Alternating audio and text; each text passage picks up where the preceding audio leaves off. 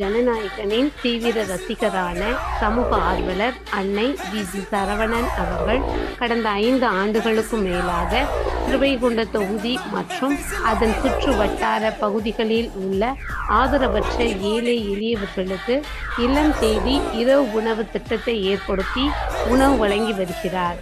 இந்நிலையில் தமிழக வெற்றிக் கழகத்தின் ஐம்பெரும் கொள்கை தலைவர்களுள் ஒருவரான சமூக ஆர்வலர் அஞ்சலையம்மாளை கொள்கை தலைவராக அறிவித்ததன் ஈர்ப்பால் தமிழக வெற்றிக் கழகத்துடன் இணைந்து தமிழக வெற்றிக் கழக தலைவர் தளபதி திரு விஜய் அவர்களின் ஆசியுடன் கழக பொதுச் செயலாளர் அண்ணன் புஸ்ஸி என் ஆனந்த் அவர்களின் வழிகாட்டுதலின்படியும் மதிய உணவு மற்றும் இரவு உணவு திட்டத்தை ஏற்படுத்தி உணவு வழங்கி வருகிறார்.